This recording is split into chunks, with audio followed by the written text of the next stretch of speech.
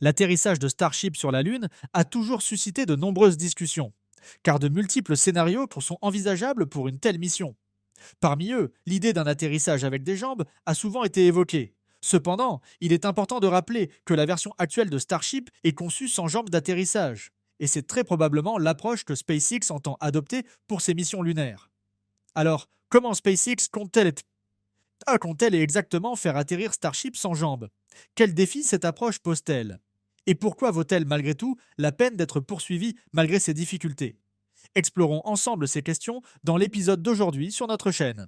Avant d'aborder le sujet principal, je tiens à remercier nos fidèles abonnés pour leur soutien depuis les débuts de la chaîne. Nous espérons que vous continuerez à nous soutenir en vous abonnant afin de recevoir nos dernières mises à jour. Cela nous encouragera également à nous améliorer pour nos prochaines vidéos. Merci. SpaceX dispose de moins de chance de 2 ans pour se préparer à la mission Artemis 3, qui vise à ramener des humains sur la Lune pour la première fois depuis plus de 50 ans. Le calendrier est serré et la pression est immense. À cela s'ajoute la nécessité probable de réaliser une mission de démonstration sans équipage avant cette échéance, vraisemblablement d'ici la fin de l'année prochaine. Cela signifie que, dans un laps de temps très court, SpaceX doit résoudre l'un des défis les plus complexes de l'astronautique moderne. Déterminer comment faire atterrir sur la surface lunaire la version massive de Starship, destinée à l'alunissage. Cette tâche suppose bien entendu que SpaceX ait déjà surmonté tous les obstacles précédents, tels que le ravitaillement en orbite et la préparation aux missions de longue durée, simplement pour atteindre la surface de la Lune. Lorsque l'on réfléchit à la manière dont Starship va se poser, beaucoup pensent immédiatement à des jambes d'atterrissage. Il semble naturel, presque intuitif, de supposer qu'un engin de cette taille aurait besoin de solides jambes pour rester stable sur le terrain irrégulier de la Lune. D'ailleurs, les représentations officielles de la NASA du Human Landing System, ou HLS, montrent toutes un Starship équipé d'une forme ou d'une autre de jambes d'atterrissage.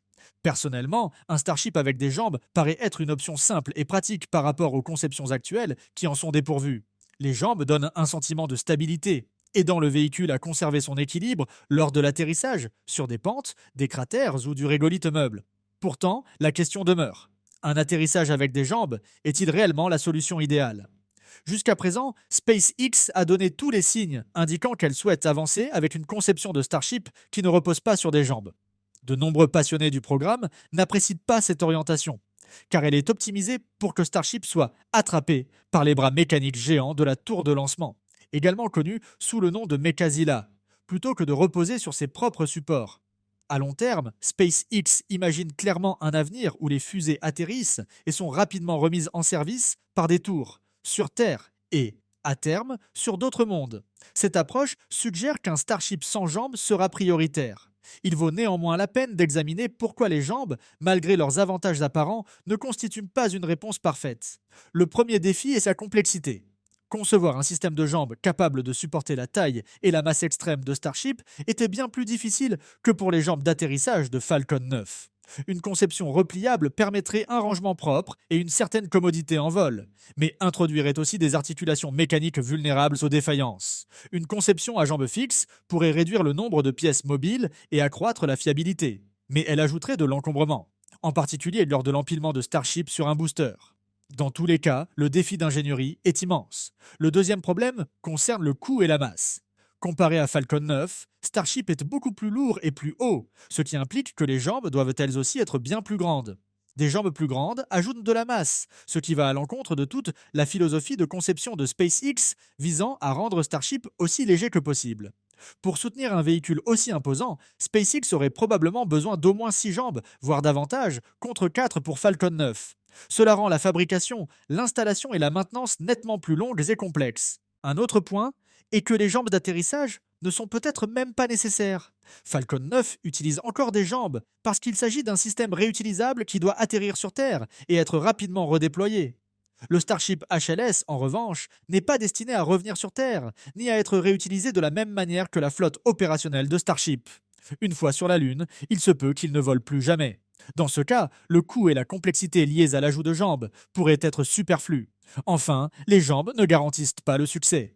Ces dernières années, plusieurs alunisseurs de différents programmes spatiaux ont échoué à se poser en toute sécurité malgré la présence de jambes. La stabilité est importante, mais la précision de la descente et la fiabilité des systèmes sont des facteurs bien plus déterminants pour assurer un alunissage réussi. Qu'en est-il alors de l'alternative, une conception sans jambes? À première vue, cela semble plus risqué. Un véhicule très haut sans jambes paraît instable. Cependant, SpaceX s'est constamment concentré sur le développement de cette approche, et de nombreux experts estiment que si SpaceX parvient à faire atterrir Starship sans jambes sur Mars, où la gravité et l'atmosphère ajoutent encore des complications, alors un atterrissage sur la Lune devrait également être possible. Il faut aussi prendre en compte la philosophie de conception à long terme. Une fois que SpaceX aura pleinement développé et déployé ses tours de lancement, le besoin de jambes diminuera. À ce moment-là, un Starship sans jambes deviendra non seulement viable, mais aussi préférable, car il simplifiera le véhicule et réduira sa masse. Mais il existe une autre possibilité qui rend cette discussion encore plus intéressante. Et si Starship n'atterrissait pas verticalement du tout? Imaginons un scénario dans lequel Starship atterrit à l'horizontale. Cette méthode éliminerait de nombreuses préoccupations associées aux atterrissages verticaux, telles que la hauteur extrême du véhicule et son centre de gravité élevé. Un atterrissage horizontal offrirait une bien meilleure stabilité, en particulier pour les missions de longue durée. Il faciliterait également le choix des sites d'atterrissage, car la surface n'aurait pas besoin d'être aussi plane ou aussi stable.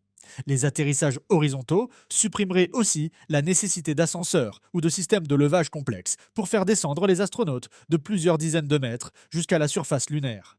Les charges et les équipements pourraient être chargés et déchargés plus facilement.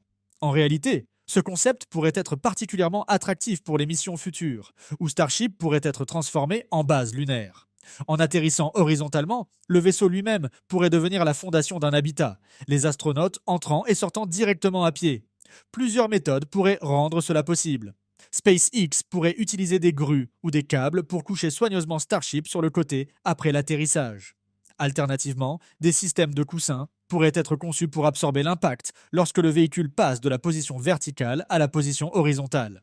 La possibilité la plus ambitieuse consisterait à utiliser les propres moteurs et propulseurs de Starship pour effectuer une manœuvre contrôlée, déposant délicatement le vaisseau immédiatement après le contact avec le sol.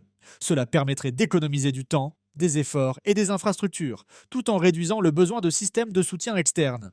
Les atterrissages horizontaux offriraient également une meilleure protection.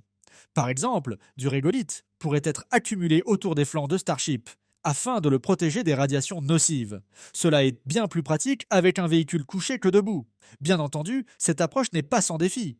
La transition entre le vol et l'orientation horizontale nécessiterait une ingénierie extrêmement précise. En l'absence de surface aérodynamique sur le Starship HLS, la manœuvre reposerait entièrement sur les propulseurs et les moteurs. Ces systèmes devraient fonctionner en parfaite harmonie pour équilibrer le véhicule et le poser en douceur. Se pose ensuite la question du décollage. Les missions nécessitant une remontée depuis la surface lunaire exigeraient que Starship se redresse à nouveau à la verticale. C'est un défi majeur, car relever un véhicule aussi massif depuis une position horizontale demanderait une poussée considérable et une ingénierie très soignée. La conception interne de Starship pose également problème. Une grande partie du véhicule est conçue pour supporter des charges de pression verticale. Les réservoirs, les compartiments de charge utiles et les structures internes pourraient mal réagir à une orientation horizontale sans renforcement. Ce changement pourrait provoquer des déséquilibres de pression dans les réservoirs de carburant, entraînant des risques tels que le ballottement du carburant ou des fuites. SpaceX devrait trouver des solutions créatives pour contrer ces effets, par exemple en concevant des mécanismes capables de maintenir les systèmes clés stables, quelle que soit l'orientation. Même à l'horizontale, Starship aurait toujours besoin d'un certain type de support stabilisateur. De petites jambes, des piquets ou des points d'ancrage pourraient être nécessaires pour l'empêcher de rouler sur un terrain irrégulier ou de se déplacer sous l'effet d'impact. Cela ajouterait une couche supplémentaire de complexité à la conception. Tous ces éléments montrent à quel point il est difficile de concevoir un alunisseur fiable à l'échelle de Starship. La décision de SpaceX d'opter pour une conception avec ou sans jambes dépendra de nombreux facteurs, notamment le coût, le calendrier, la fiabilité et les objectifs à long terme. Alors, qu'en pensez-vous? Un Starship sans jambes vaut-il la peine d'être envisagé? Les atterrissages horizontaux pourraient-ils être la solution inattendue qui rend cela possible? Répondez oui ou non dans les commentaires. Quoi qu'il en soit, la décision finale appartiendra à SpaceX, qui devra trouver l'équilibre entre ambition et pragmatisme. Pour moi, les deux approches d'atterrissage de Starship, avec ou sans jambes, méritent d'être sérieusement envisagées. chaque option présente des avantages distincts et le choix dépendra probablement du profil de mission et du stade de développement du programme. Ce qui est le plus adapté pour un atterrissage lunaire peut différer de ce qui est optimal pour une mission martienne, et la flexibilité de SpaceX à explorer ces deux voies pourrait s'avérer être l'un de ses plus grands atouts. La version sans jambes semble la plus en phase avec la vision à long terme de SpaceX. Cette conception était clairement pensée pour un avenir où les systèmes de lancement et d'atterrissage, comme les bras Mechazilla, seront entièrement construits et pleinement opérationnels. Dans ce contexte, le Starship sans jambes présente l'avantage de la simplicité, d'une masse réduite et d'une meilleure intégration avec le modèle de rotation rapide que SpaceX cherche à mettre en place. Une fois la stabilité opérationnelle atteinte et les infrastructures de soutien en place, cette version pourrait dominer l'avenir à long terme des missions Starship. Cependant, au premier stade du programme, les deux versions méritent une attention particulière. Le Starship équipé de jambes pourrait jouer un rôle clé lors des premières sept missions, en particulier lors d'atterrissage dans des environnements nouveaux et incertains. Les jambes apportent une stabilité supplémentaire et réduisent la dépendance au système de soutien au sol. Cela les rend particulièrement attractives pour les premières missions lunaires, où la sécurité est la priorité absolue. SpaceX pourrait même envisager d'adapter une telle configuration à jambes pour des variantes plus classiques de Starship si l'entreprise décidait à l'avenir de tenter des atterrissages sur des plateformes océaniques. En fin de compte, les deux conceptions ont leur place dans le programme, et chacune pourrait jouer un rôle important, alors que SpaceX et la NASA travaillent ensemble pour permettre le retour de l'humanité sur la Lune.